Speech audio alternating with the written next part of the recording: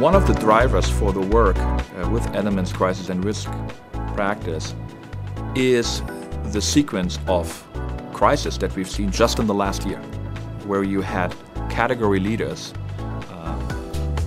in a whole variety of different industries and for different reasons face life-threatening crisis.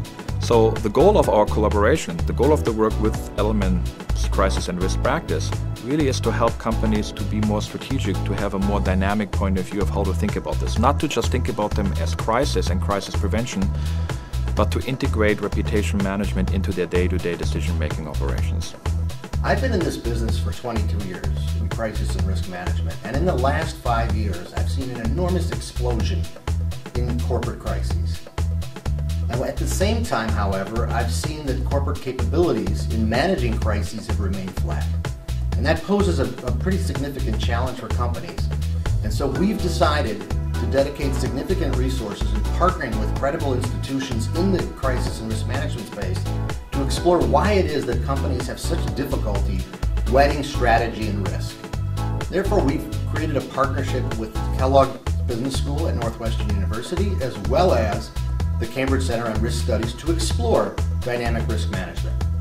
And as manifestation and outgrowth of these relationships, we have created an annual forum in Aspen, Colorado called our Aspen Forum on Crisis and Risk. And this year, we explore resilient decision making. At the cause and consequence of most crises is poor decision making, situationally driven decision making, decisions that don't really benefit from the insight of cross-disciplinary backgrounds and a variety of different voices. Typically, it's the loudest voice in the room that controls decision-making, and most companies walk out of a business decision with false consensus. So this year in Aspen, we explore resilient decision-making.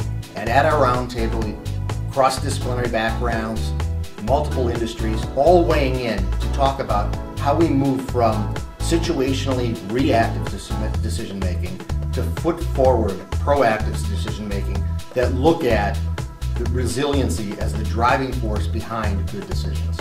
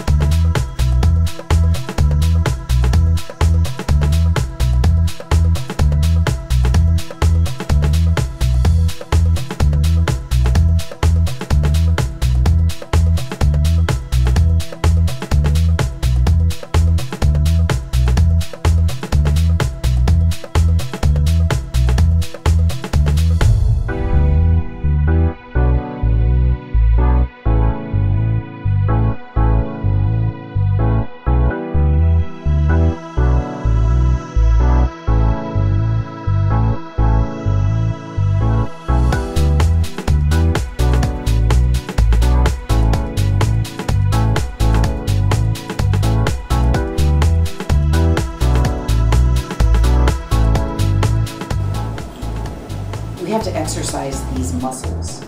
You know, we have to exercise risk calculation and management muscles so that they become second nature in decision making. But in terms of good decision making habits, good decision making processes, people don't think in those terms. They make decisions all day, every day. And so what's there to think about? But actually reflecting on how we make those decisions and exercising those muscles, as I said, so that we make them in an intelligent way, especially when we're under stress, which tends not to bring out the best in people. It's just crucial.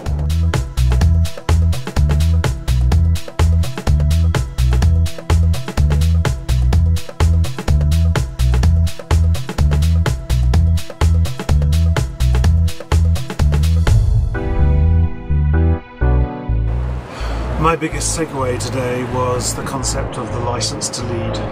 We spend a lot of time in our company talking about the license to operate. That's about maintaining the position we have.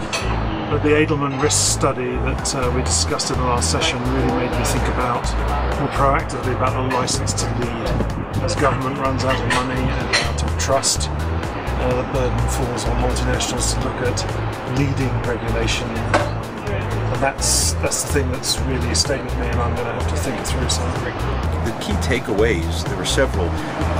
I would say the fact that soft attributes have become more of the core attributes around managing perception and enterprise risk management.